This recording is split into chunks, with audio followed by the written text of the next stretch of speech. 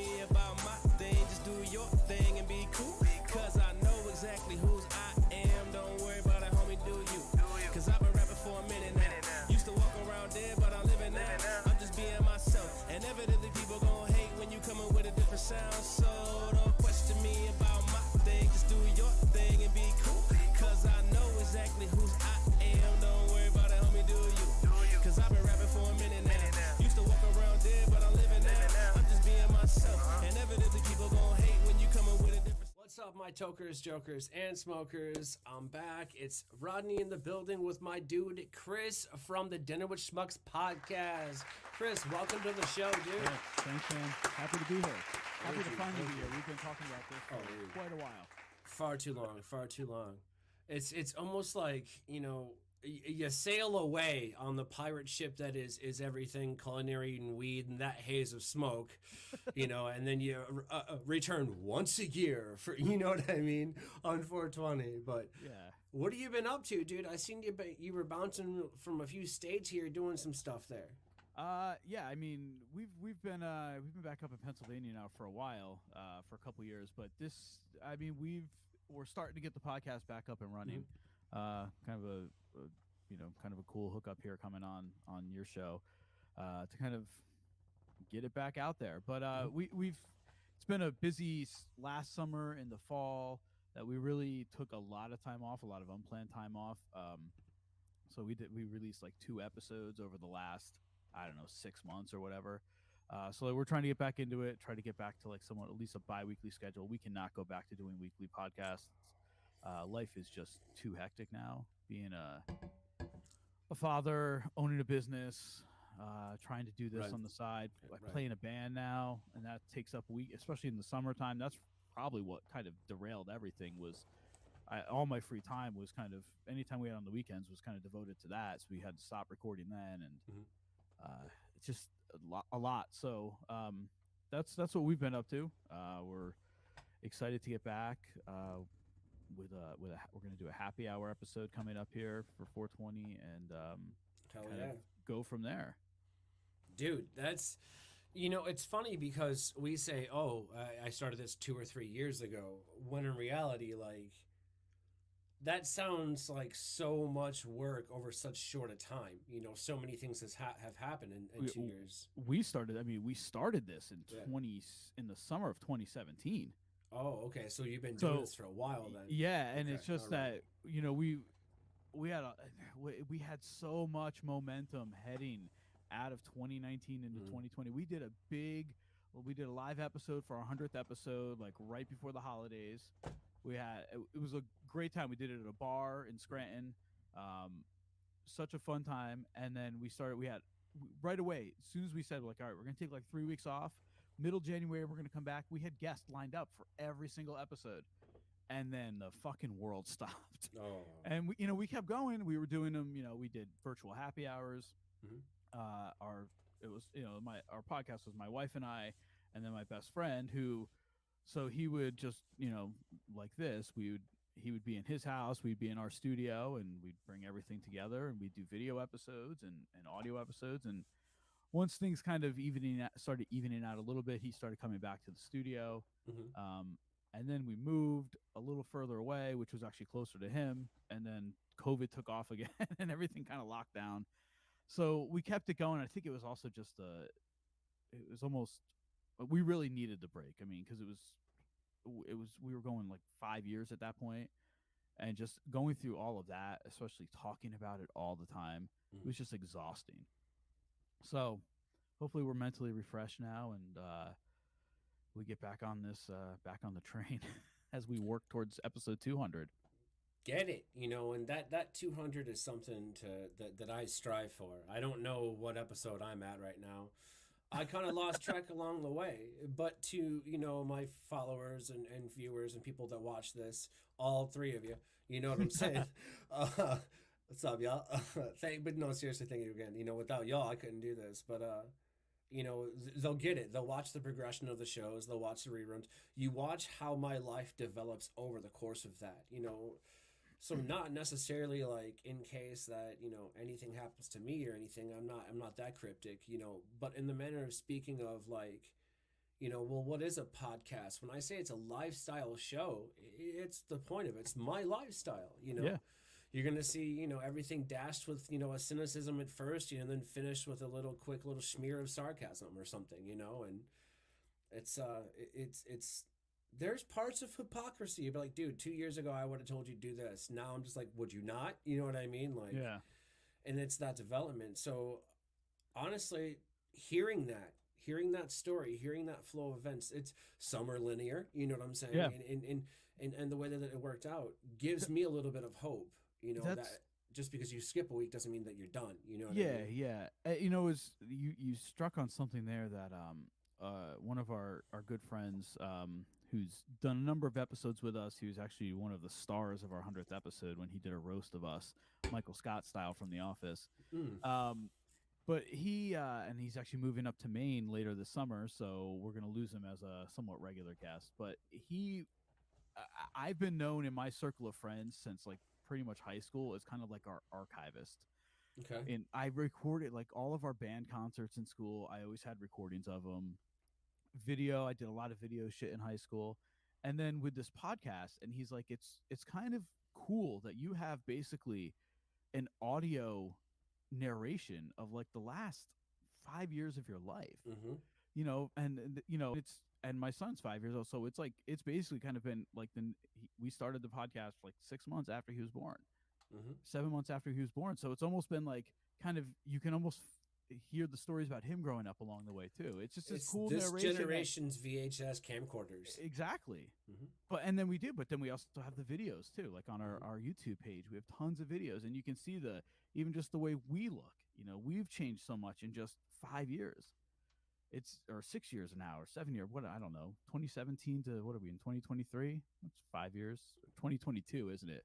Yeah. Yeah. That's so 5 6 years. years. 6 5 years. Yeah. Listen, that's not my strong suit. Numbers terrify me. It is what it is. But that's why, I like everything, small and simple, and like that's, if I strive for 10 followers, 10 views, cool, man. Like I like small numbers. If I get into like the hundreds of thousands, and I'm not going to know what to do. I can't count that high. I'm just kidding. But, my phobia of numbers aside, it's been a terrific ride, in these last few years. It really has. It's very weird stepping out of the kitchen and into this. It's interesting. It's like, wait, so let me get this straight. So similar to the kitchen, there are some days where I don't have to wear pants, like, and get away with it. And I'm joking. I always wore pants. The terrible houndstooth were my favorite because they were garbage. You know what I'm saying? Like, they were cheap.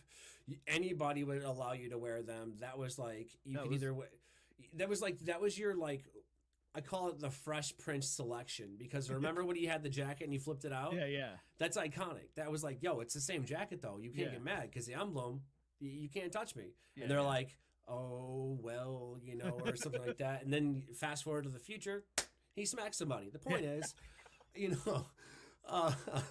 I don't know why but the point is like, that's kind of the way that you do it. Like, most everybody who is in the restaurant business has dealt with someone who has went to culinary school, or they have themselves, meaning they're very familiar. They're all too familiar with the terrible houndstooth, the cook's pants. Yeah. We all know what they look like. They are fashionable. I spent years in the front of the house. I even know what they look like. It's either they'll give you an option. It's like, you have to absolutely wear black pants or houndstooth. Yeah. Everyone's going to wear, houndstooth, with maybe you buy a black pair to throw it off every now and then, but the truth of it is this, I feel that everything happens. The French say it best, que sera, sera. You know what I'm saying? Everything that will be, or however it's translated, very loosely, mind you, here. But that's the truth of it. I feel that there are some burns that I need to earn back for sure, with my hands. That's fine. We know this. There's a lot of mistakes that I feel myself making almost every day when I cook, and it was like, fuck, you know how to do this. Like, what is the issue? So a lot of frustrations come back, but a drive into the unknown is really what I'm excited about. I have no fucking clue where I'm going. Yeah. I've honestly, I don't even really know what it is I do. because it's like as I'm doing this, more and more people are doing this. You know, I'm finding more and more people Yeah. that are doing this, and it's like it's this huge community that's very welcoming and supporting. Very like, hey, dipshit, what you're doing's good, but this is great. Shit, he figured it out, and then it's this little like side competition. At least here locally in Michigan, it is, and it's just so dandy to see people. You know, there's a little bit of mimicry here. You know, a little bit of nods and stuff like that, but it's all in fun jest. Or I can assure you, at least it's one sided because I think it's hilarious. You know, so this is I'm the same way. Yeah, I laugh at our shit all the time. I was listening to I had to go up to the dispensary this morning, and I was listening to the last time you were on our podcast, sometime last year. I was listening to that episode today on my way there and my way back. It ended up being like 2+ hours, and even here while I was waiting for it to start, where I was kind of setting things up. And yeah, I'm just laughing my ass off the whole time. I forgot how funny like some of the shit was. Well, I guess it might pain you to know that I'm writing these down, you know, and doing my best to kind of make my, you know, pathetic dad jokes kind of string along. Like, I don't know if it's anal beads or if it's going to be fucking, you know, pearls. Either way, it's going to be some kind of like round resemblance of something, but however you want to look at it, man, whatever's most pleasurable to you. That's my goal. But just don't moan my name instead of somebody else's. That gets real awkward real quick. Oh, well, yeah, of course. Not a form of fan mail I want to get. That's not a, you know. But no, dude, it's been a blast, and honestly, thank you for having me on last year. You know, we're definitely have to get a people link or something, you know, to it. Yeah. Because I want to go back and listen to it now, because I'm at that point where I'm more critical of myself than anything else going around me, and it made my girlfriend harumph, stomp her foot, and be like, "Pay attention to me." I'm like, "What?" That's the truth, and so I had to make up for that. So then I cooked breakfast. That worked. Like there's no punchline to that. It worked. There you go, fellas. If you piss off whoever you're dating, I don't care, man. You know, woman, helicopter. It doesn't matter. Helicopter. I don't care. You know, if that's your thing, that's your thing. Whoever you piss off, cook for them. I cook every day, almost every day. I used to did. Yeah, I mean it's you know part of what I do around here. I guess you could say. That sounds weird. And now I know my wife's gonna give me shit about saying something like that. It's just stupid. It's like what I do. You made them sound like you're Quasimodo stuck in fucking Notre Dame. No, we do for almost a year now. We've been actually doing like the HelloFresh things. So what's great, because we end up always wasting food. So here we don't waste food because we get enough. You know, we don't have to buy 3 pounds of carrots because we need 4 ounces or whatever. All right, yeah. Here's what I want to do. Because we're such good friends, I'm gonna pretend I didn't hear that. Only because you literally are the epitome of the only acceptable pass that a chef could give this. The reduction in waste. Yeah. Anytime that you do something for a reduction, that's a sustainability, okay? I hate to admit it, but that's where HelloFresh and Blue Apron and those companies, that's where, okay, you're using it for the purpose intended, the right fucking way. I'm not mimicking you. But that's the truth. No, and that's, and it's gotten to the point now because they don't change their meals. And even last night I was making dinner. I'm like, I'm kind of tired of just making what they say. Like, it's been a while since I've just kind of like, hey, what can I make? And 1 year, I feel like last year when we did our 420 episode, when we had Sean Rossler on, I wanted to make bacon wrapped, like a bacon wrapped London broil. It ended up being like bacon draped because all the bacon fell off, and then some of it caught on fire on the grill. Bacon skirted. It's experimentation, but I kind of miss doing that. So we actually have recently just put it on pause for a little bit. We also have tons of, if we want to make anything, we could buy the right amounts. If we line it up, we have enough recipe cards, we can look at stuff. But yeah, it was really, we really did, because we as always end up throwing out so much extra food. Um, because, and our son, he's 5, he still eats, eggs and crackers every day, or Taylor ham. And again, that's it. It's very limited menu with him, so we can't even give some to him. So yeah, we didn't want to keep wasting food. So, but it becomes a little monotonous after a while. And there's no creativity to it unless you start that's the truth. jazzing it up yourself. Right, that's the truth. And one of the reasons that chefs have, I wouldn't say such a difficult time, but a problem with these things is, we were taught, whether you remember it or not, you were taught it. Okay, we were taught how to break down a chicken, and so we're buying the full chicken and doing everything and saving your money. It's just rhythm and dance with us. So it's so ingrained to us that when we have somebody in the civilian lifestyle, the non-kitchen lifestyle, buying HelloFresh and stuff, we're like, hey, you could just, and then we get chastised for it. And so we started giving some of that chastivity, that's not a word, but we're going to use it, back to other people, and just being like, well, who the fuck are you? You're the one that doesn't know how to do this. And so that's where a little bit of the tension comes from. However, the way that you kind of get a hall pass on that is if you reduce waste. So if that is the case, I can't say anything. That's the truth. I can't. I applaud you, sir. You were like, check it out though. Hang on. What if I could do that and get away with murder? I'm like, I'm listening, of course. I want to hear this. Good crime documentary podcast. How is he going to thwart the chef today? Shit. And it's just like, fuck. Even Sherlock Holmes gets bested, but that's the truth of it. It shows the human nature of it. And honestly, to be honest with you, yeah, it's still evil per se, but completely necessary in this situation. Yeah. And we're not going to this, the other thing we have a horrible problem with, more so, especially when we lived in Florida and had a grocery store right down the street from us, or 4 of them, is we just make multiple trips to the supermarket all the time. And then you pick up this, you end up buying. We found at Thanksgiving last year, we host Thanksgiving every year, and I put our big menu together and everything. And my wife goes out to go shopping, and she goes to a new ShopRite that opened up. It moved from New Jersey across the border into Pennsylvania into a new shopping center. So she went up there to buy everything for Thanksgiving, and all of the produce was all bulk bagged. So we needed 3 onions. She had to buy 5 pounds of onions. Oh no. And so we had a huge bag of carrots, a huge bag of potatoes, onions. So she ended up, we took out what we needed, and she ended up donating it all to a local food bank.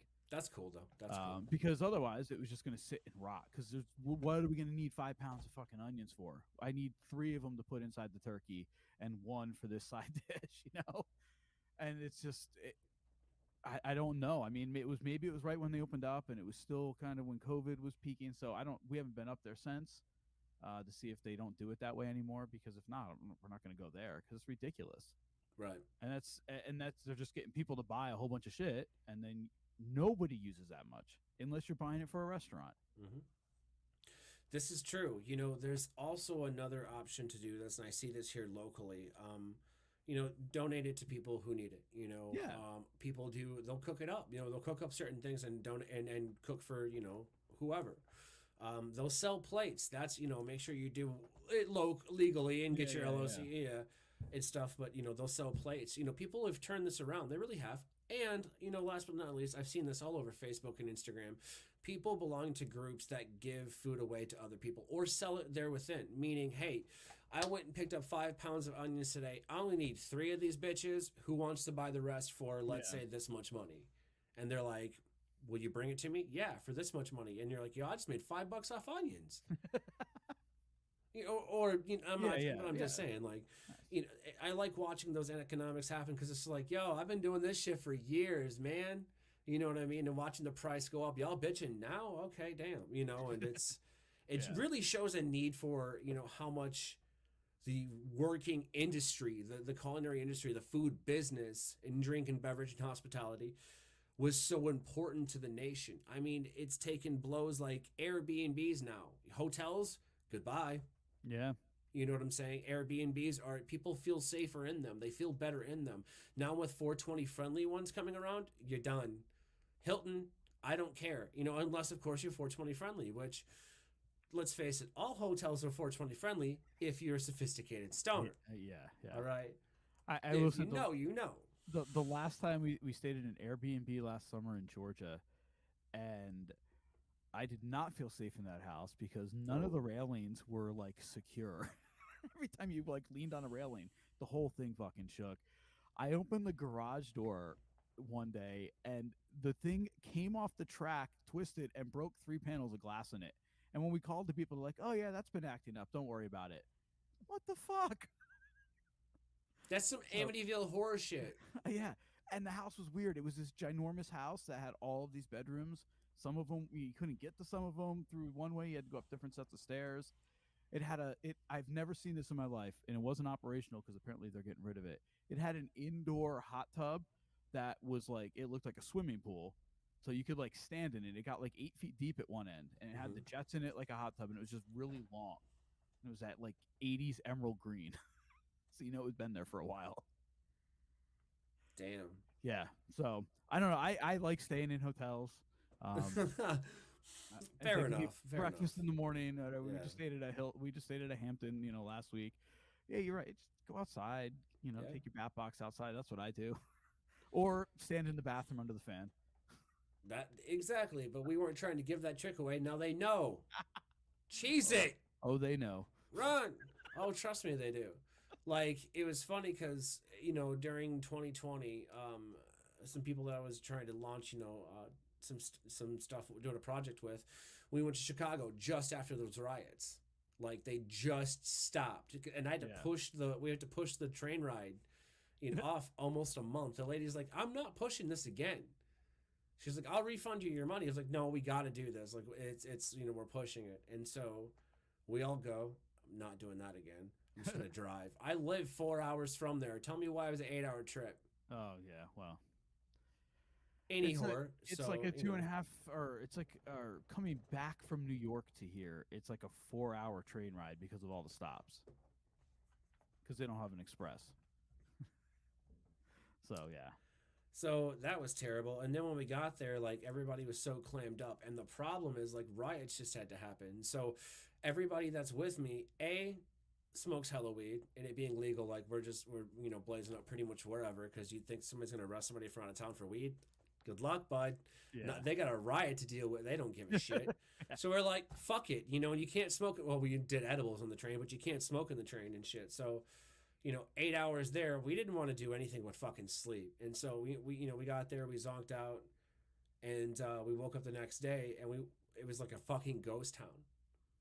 No one, no one. And we're like walking over like cell phones that were smashed from cell phone stores. Like, it was windows busted. Like, we took a bunch of footage, but we chose not to show any of it. You know what I mean? Or do anything with it, because we were just like, this is so devastating. Like, it's we can't do it. And then, like, once we said, because we weren't sure at first, so we talked to some people from Chicago, our contacts there. They agreed. They're like, yeah, that's pretty harsh, man. I'm like, right?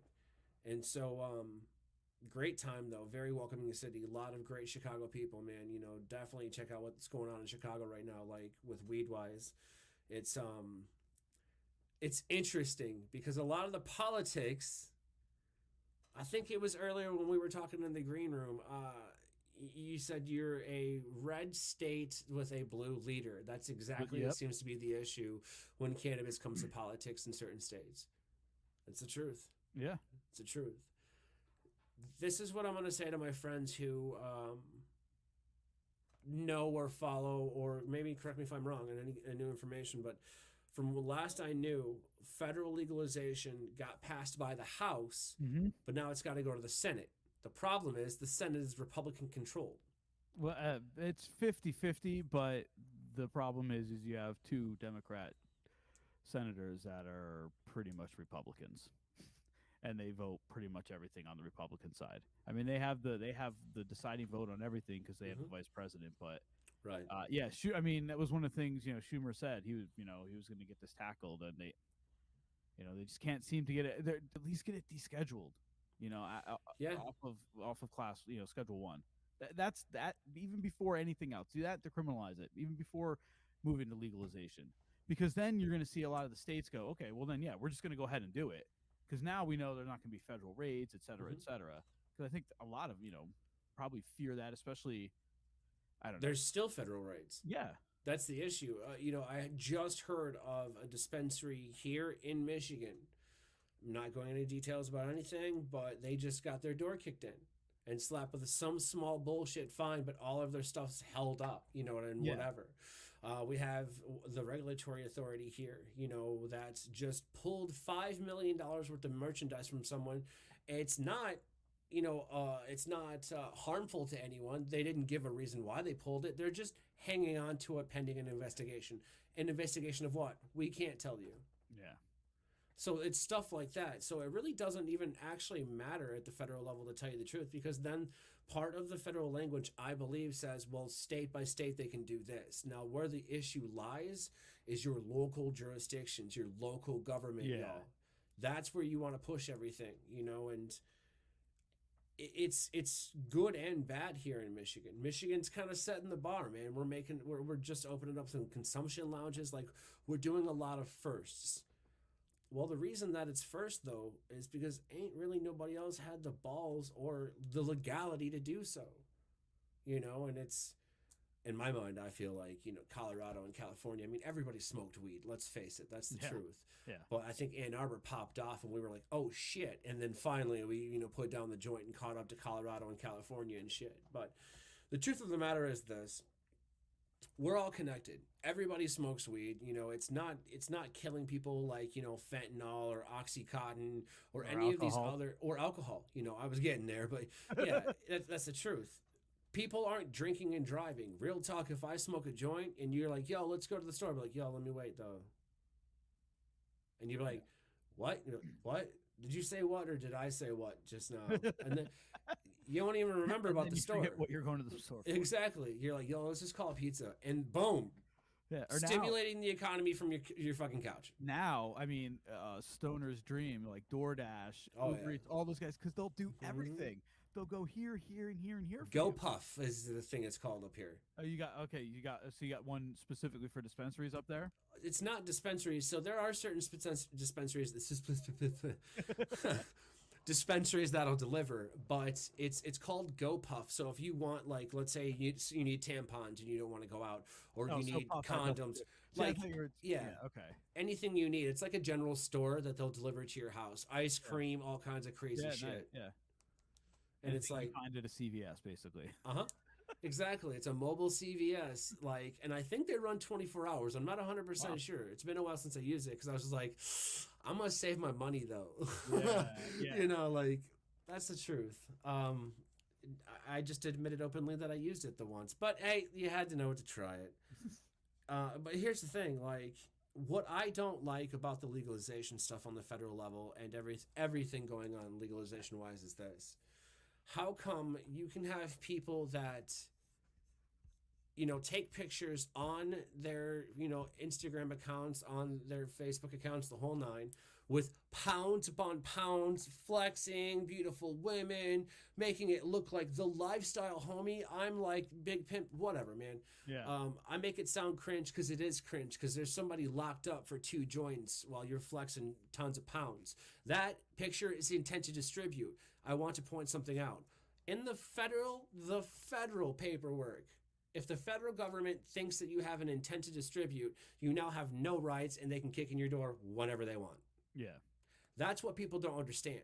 So at the same time, descheduling is exactly the way to go. Don't go full decrim, because then that's you're screwed. They're taking your rights away at that point for a plant that they're only trying to tax. Now, mind you, I'm going to kick your attention to Amazon, who's going, oh, make it legal. Here's a bunch of money for lobbyists to make it legal. Please push it. We want to deal weed, you know what I'm saying, across the world. They want to be known as the world's biggest and best weed, distributor. They're going to start buying up companies left and right, is pumping out Amazon, because that's what they do. Yeah. So you've got that monster right there. You understand? At the same time, Amazon, and this is interesting, owns stock in one of the world's biggest private prison companies. No, I did not know that.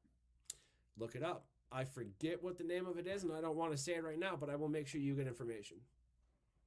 You know what I'm saying? Because here's the thing. That's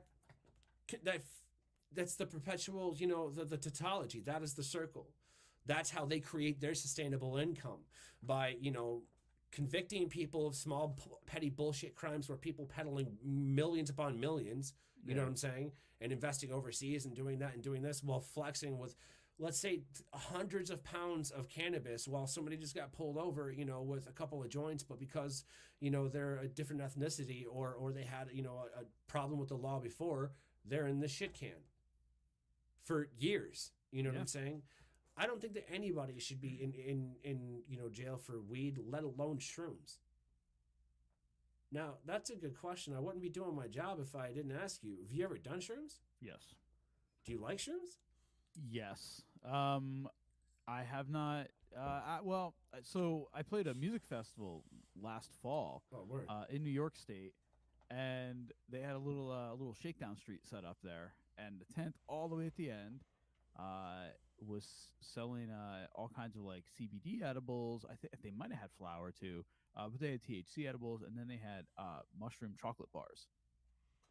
And I didn't buy any of the chocolate bars, but my buddy who's in the band did. And there was a couple of gigs where myself, the bass player and the guitar player all microdosed while we played. Like we did like one square, and then I think the next gig we did like a square and a half. And it wasn't enough to, make you trip or anything, but it definitely brightened things up. Mm-hmm. And I was definitely in a different zone. And then one night he came over, we were setting up some lights for another gig we were doing. And we did like, I think 4 squares. So we each did like half the bar or whatever. And I remember we're like in the room downstairs, we're trying to plug cords in, and like setting up like a bunch of like lights can be confusing when you're trying to link them all together. And then there was at one point we're standing there, we have like these cables in our hand. We're like, what are we doing? We're just fucking completely just like, we're done, because we don't know what we're doing now. Like we just completely had no clue it's hard enough as it is, and it's impossible to do if you're tripping. And so we ended up just sitting down and chilling out and just enjoying the trip. But yeah, it's I don't do them often at all. I did acid once. That was I giggled a lot. I got very paranoid and I cried. But giggle cry. Like I just start laughing so much that I bring myself to tears and I cannot stop. But I got very paranoid too. It was pretty funny. That's happened to me on mushrooms in the past. So yeah, back in the day when we was young, shrooms were like a good go-to, Friday night. Like it's gonna be amazing. Pop a little bit, call it a day. I didn't do too much because I knew I'd puke. I don't want to waste them. So, yeah. Now I didn't really. I loved weed the entire time. There's a time where it was my love for cannabis was only eclipsed by whiskey. You know what I mean? And so it's like, I can't drink that stuff. I can't anymore. I used to did. That's the term there. But now I'm microdosing. I'm microdosing currently as we're talking. I do 0.1 gram. I'm moving up to 0.2 grams, 0.3 grams here soon. Gradual, just doing it for the mental health benefits, man. Seriously, It's changed my perspective. I don't have a bleak disposition or a bleak outlook on life anymore. I just hate everything. Yeah. Equal opportunity. Equal at the same time, like, I say that and I jest, but I do a lot of really good things. And people that truly know me, that like really know me, they know that, he's pretending. He's, deep down the nicest guy, you know what I'm saying? Like, but the truth is like, at the same time, I don't want people to know that, because sadly enough, these days, you got to be careful whether you smoke weed, do shrooms or not. In the industry, people will actively steal your shit while looking you dead in the eye. Okay. And then blame you for it. Like stabbing you, going, this is your fault. That's not how this works. Yeah. And so the point is, it happens in the kitchen industry too. I just didn't have to fucking, threaten to stab anybody there, which is very odd because They've got You actually have the tools. Well, that and it's kind of lackadaisical on the ethics and moral side in the kitchen. You understand? True too, yeah. Straight survival. So if you want to go gladiator, I'll throw you on the line. They're like, I've worked in the kitchen before. I can handle it. Please. I am that chef. They'd be like, nope, stand back. They got it. Yeah, let's see what they can do. That's the point. Because here's the thing: you're either gonna prove me wrong, in which case it's time for me to move, or something, or you're gonna throw yourself so in the fucking weeds. You need a lifeline. So it's like, let's see if they can. If we're not needed here, I'll take a smoke break. What are you talking about? You know what I'm saying? I'm getting paid regardless. So we can either work together or you can do everything. Either way, I'm still getting paid. So usually when you talk to them like that, they're like, all right, we'll talk about this after work. Bet. And then I'm the first person to buy you a beer, the first person to give you a joint or a cigarette or something. Yeah. That's the point, man. And I really do appreciate kind of, meeting Sean Rossler, bringing him up again, and meeting y'all at, dinner with Schmucks, coming on soon to do a 420 thing with y'all. That's going to be dope as fuck. Yeah. But it's interesting because I pay attention to a lot, and I blame my hypersensitivity, but it's also my ADD, and people have seen the worst. This is the worst that I get. I talk a lot. I ramble. It is what it is. But I also pay attention to the things around me, and some stuff happened recently, the last few days of my life, that realized that I may not have 6 million followers or 2.2 million followers on TikTok, but y'all fuckers still know my name. That's my point. Yeah. That's my fucking point, And to further prove your point, I will throw it over to my man Johnny Depp, who just won his case. All right? Mr. Captain Jack Sparrow himself. And I will refer you back to the first Pirates of the Caribbean. I don't remember what he said because I got all hyped up to drop this and then I forgot what I was fucking saying. But Pirates of the Caribbean was a good movie. I've never seen it. The most I know about it is the Lonely Island parody with Michael Bolton they did on SNL when he did the Captain Jack Sparrow song. Yes. He's a major cinephile. Hey, I wanted to ask you, what are you smoking on or hitting on these days over there? A little bit of this, a little bit of that. Yeah. So I've gotten spoiled in what I do. I've gotten to meet some of Michigan's best and latest purveyors. And not just Michigan, but other states as well. People, they go to these events from different states. They bring certain things with them. So, So I got to try and sample a lot of things. And right now, I don't know how this happened, but it did. My old lady and I smoked through the rest of our ounce that we had that were supposed to last us. So we got to go re-up again today. So we got to go make a trip. Plus, there's a 420 party going on. I was invited to it and all of that stuff. And then, there's 420, man. Yeah, it's the truth of it. But I got to go pick up some more dozy dough. That's my shit. If you can get a hold of some good dozy dough. I bought a while back before Pennsylvania decided that they weren't really going to be allowed as part of the program anymore. Some dozy dough caviar dots. Ooh. And I might have like half of a dot left, or I might have finished. I can't remember. Here's what we're gonna do. We're gonna throw up we're gonna throw up a picture right here, just on the screen, of Guinevere, the new dab rig I got. I just did a dab out of that before. Oh my god. Yeah, I picked up today some strawberries and cream live butter and some Scarlet Fire No. 7 concentrate that I've yet to sample. So you need to, and you I need was to thinking about doing it right now. You should absolutely do it right now. You want to do a dab with me over there? Yeah. You want to do a dab? Let's do it. Yeah. Heat up my shit. I have found that if you buy the big propane tanks with the clicker that at the camping section of almost I've heard anywhere, using propane isn't a good idea for these, though. for nectar collectors. Oh, I guess nectar collectors they'd be okay. Yeah. All right, I'm good. Get it, boy.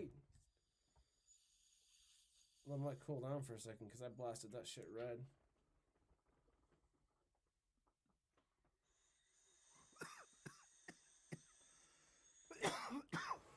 Cheers. Oh yeah. Oh, nice flavor. Oh yeah. Damn.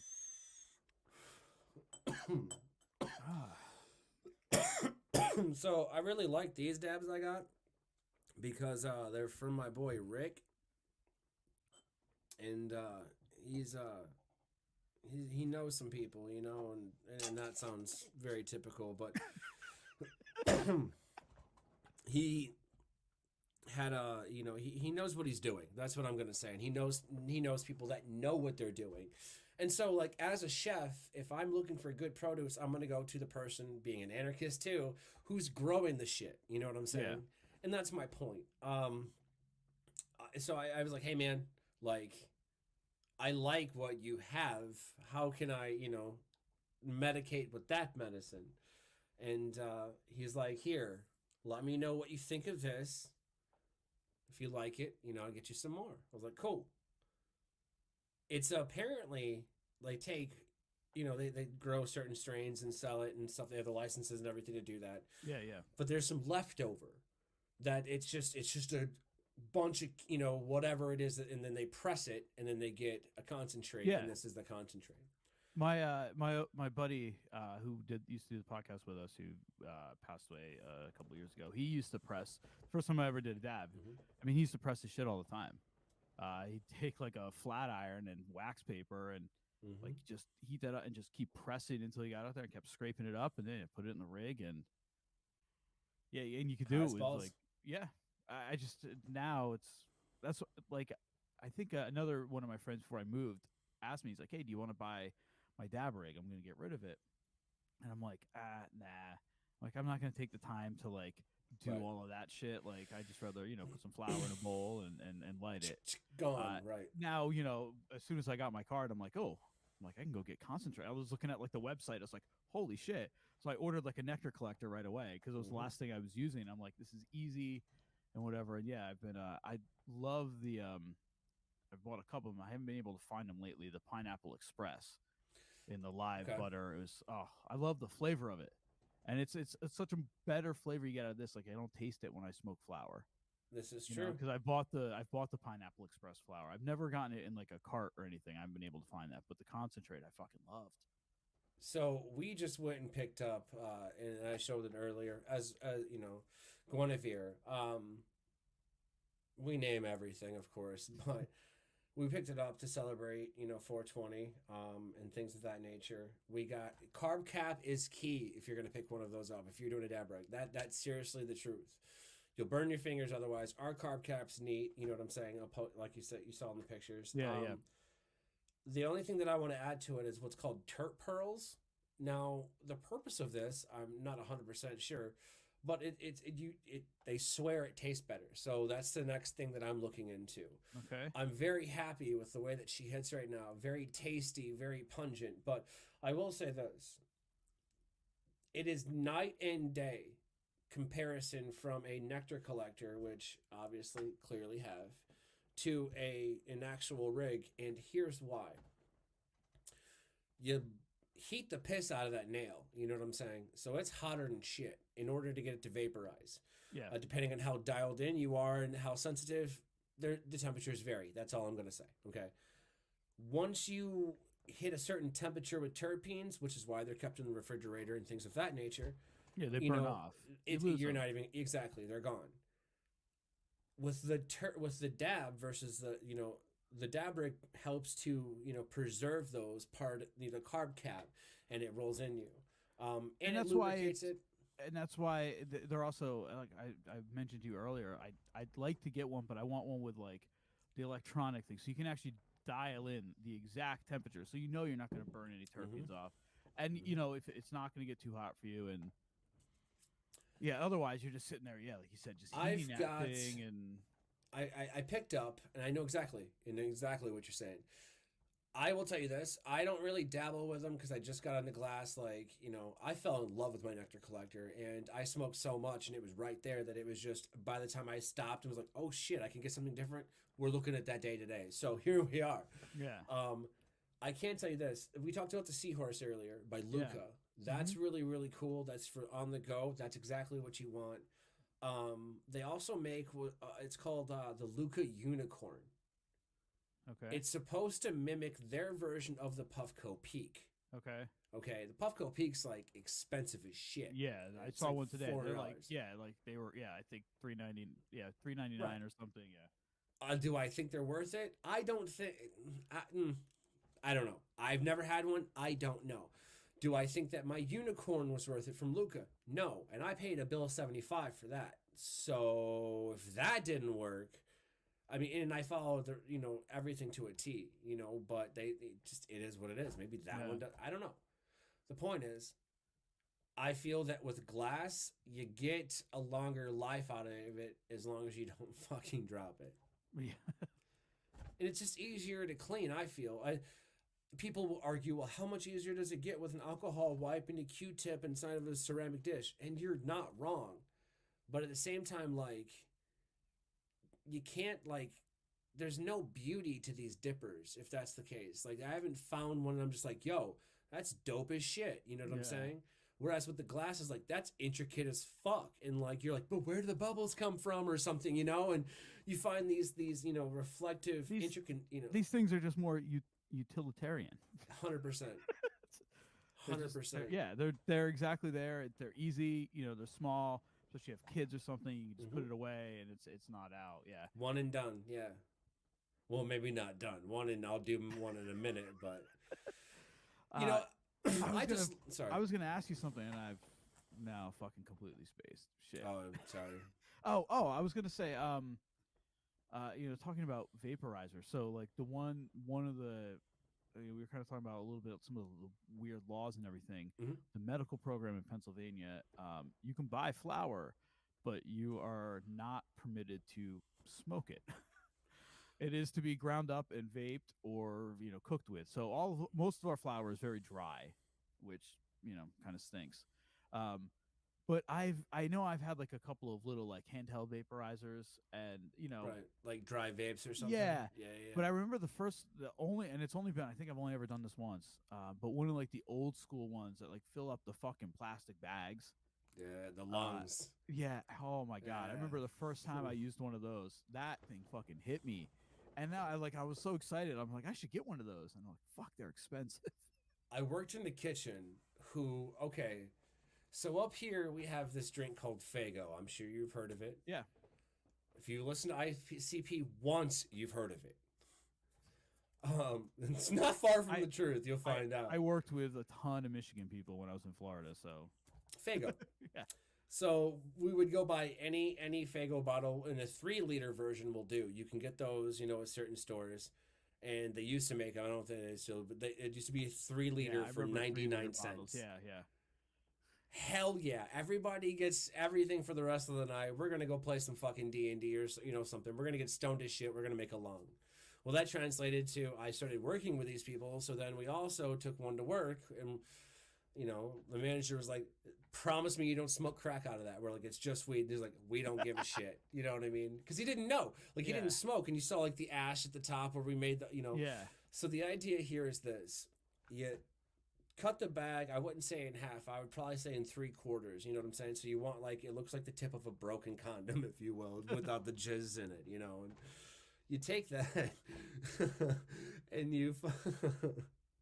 and you tape it to and you tape it to the inside of the 3-liter container, but you cut that about 3/4 of the way down too. So you're gonna have this massive chamber. So the idea is, you know, push it up so it's like it looks like, you know, those old baby bottles with the bags in it that you would fill and shit. Yeah. Push it up like that and then hang on to it, and then, you know, screw the cap off, poke some holes in it, wrap that shit in saran wrap. You know what I'm saying? And then screw it back on. In that bowl, put, you know, your broccoli, in this case, and then light said broccoli on fire, and someone pulls down the lung, and it starts filling that entire chamber up with smoke to however big you made it. It's like it's a gravity bomb. Mm-hmm. But here's the kicker. Well, where's that gonna go? Unscrew that cap, pass that off, say goodbye to your friends, and drive it to the dome. Years ago, my brother made like an accordion bong out of like a couple of plastic coffee cans and like dryer hose, and you put the little bowl in there, and then you just pull it apart and let that thing fill up, and then you. And I did it a few times, and one time I did it like with my friend. He got so sick he threw up in his hand. But there was one, like, I took such a deep hit, and then like for the next like 2 days, every time I coughed, I tasted plastic, and I'm like, I'm never fucking doing that again. I'm like, something's burning in there that shouldn't be. I'm like, if we figure out a better way to do it, maybe use some more, materials that are probably a little safer for this. But it's just all those, it's such the creative, being creative when you're stoned is the stoner ingenuity. Which quite mimics a lot of the shit that we did in the kitchens. How the fuck do you think we came up with that? Like, wait a second. So this sink doesn't work, but they're all full, but I got to thaw something and drip it on this sink. Give me some aluminum foil, and you build a fucking bridge for the water to travel. It's 100%. Yeah. 100%. The first case I ever had of it, I'll tell a quick story here. I was in college, and my roommate and I got completely baked. And we just were smoking out of a bowl, and we're like, let's go to Walmart and find something to build a bong. And Walmart was like right down the street, so we walked over to Walmart. We were in there for probably like an hour and a half, and we came home with all the materials to make a hookah out of a coconut. And we put little googly eyes on them and shit, and we called them cocoa pipes. And it was I think we made a 3-person hookah out of it. We drilled a couple holes, had the piping. And that thing lasted for a while. We ended up throwing it out because we didn't want it to start to decay. We made another one after that, and we also tried to make one out of a Mr. Potato Head, but that was hard to keep the water in. It leaked a lot.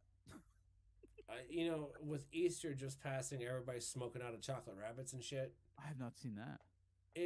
There's a way to do it, and it does work. You got to be very gentle with it. Don't put water in it. It just. Just have a fucking mess on your hands. The only thing good about Easter candy is this. Well, the fact that candy's great, but when you make little peeps joust in the microwave with toothpicks, that's fun as shit. Slightly sadistic, but peeps taste like shit, so that's the only usable practice. My fucking son loves them. I like a peep every now and then, but some of these flavors they came out with are just garbage. Leave it at fucking yellow. Yeah, exactly. And give me like pink and blue on Easter, or whatever. I guess that's the only time you ever see peeps anyway. Speaking of, I have a couple of Cadbury cream eggs in my fridge here that my wife and I bought like 2 weeks ago. We were supposed to eat, and we kept saving them, and I've completely forgotten about them. So I got to try to remember to bring those out tonight. There you go. You're gonna be like, hey, never mind. I was gonna say something really appropriate. Some along the lines of Peter Cotton Balls, but you can have that if you want, man. I really appreciate you coming on today. Like, it's interesting because like I'm out here doing what I do for cannabis, doing what I do. It's seeing people like the Dinner with Schmucks and do their thing. It's like, hey man, like listen, if these people can come this journey, with these similar things and like this like-mindedness and stuff, and like this is very welcoming, like, vibe, then dude, you can do this. And that makes me feel good. That's not something that I had in a kitchen life, Yeah. And that's one of the hardest mental anxious and adjustments. And truth be told, weed fucking helps with that. And, I can't thank you enough, honestly, Absolutely. for being like, hey, I'm going to come on the show and like just bullshit with you. By the way, I smoke weed too. You know what I mean? It's just like, no, like, you know what I mean? It's like a whole different friendship then. But yeah, you guys check him out. Chris, it's thedinnerwithschmucks.com, not the Dinner with Schmucks, but dinnerwithschmucks.com. We're on all the major podcast platforms. You can see, I guess, right here. It's up there, over there, somewhere. Yeah. And our website's a good place because you can find all of our videos there. We don't have enough followers on YouTube yet to actually have our name in the YouTube title, but tons of videos up there, full episodes. There's gonna be a 420 happy hour coming out here in the future. Just looking forward to getting back into it and enjoying enjoying having my medical card now and being able to freely speak about this and excited to see the future for what we have for cannabis and you know I'm definitely interested in talking to you and Sean and more of these you guys culinary to you know I really like one of these days we want to have you on as an actual guest and we can actually dive into actual you know cannabis culinary because it fascinates me.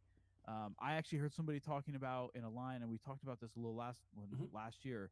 But when I was in line today at the dispensary, that is there a vitamin apparently you can get it like any vitamin store that is supposed to help your liver break. You know, because they say if you're not really affected by edibles, there's some like enzyme that's off in your liver or something. Have you heard that there's a vitamin that you can get that's supposed to help correct that? I haven't heard that, but I don't doubt that there is. But you know, that's not my expertise. My expertise is basically looking at all these, quote unquote cannabis chefs. That's not a real thing. Okay, no, I don't care. It's not. You're a chef that cooks with cannabis. Get it right. You know, get it right. If you're going to do everything else by the book, allegedly, do that. You know, that's my point. How well do you know that ingredient? And that's you'll come to find out. These cannabis chefs that have been doing it since day one, they don't do it right.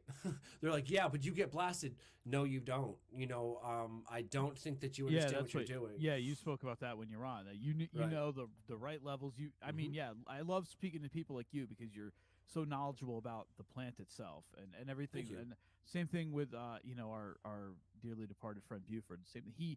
He would get on. He was get excited to talk about like full spectrum, you know, this and that and every the cannabinoids and all the stuff that makes up the plant and what it can do. He was always so excited to talk about it.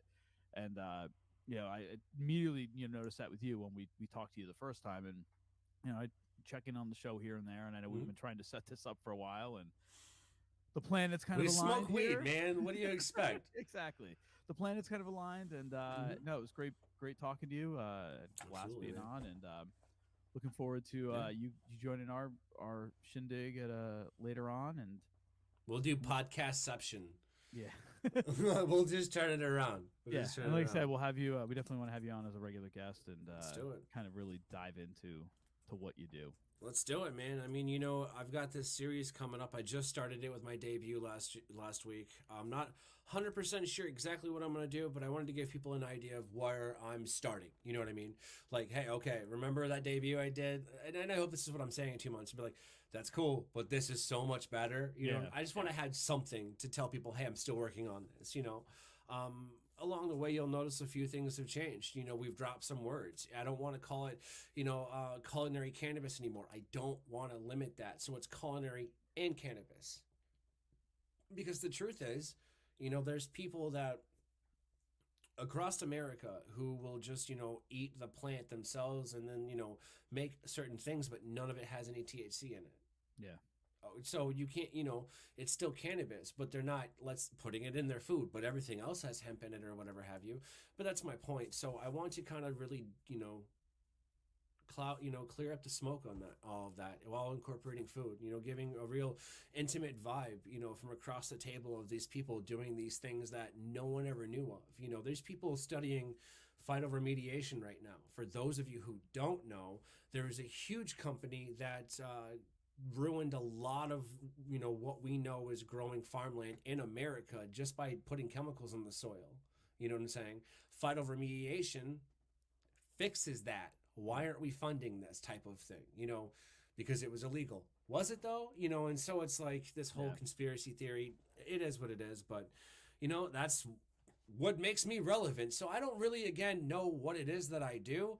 I'm just gonna kind of keep doing it, and it is what it is. But that's my point, man. I gotta definitely make a head nod back to Sean, and head back to dinner with Schmucks, and like that's the truth. Like I really do hope that we get to work together more. Obviously we're going to, but I really do look forward to what we're going to be doing, and where that's going to take us, man. That shit's exciting as fuck, and I can't thank you guys enough.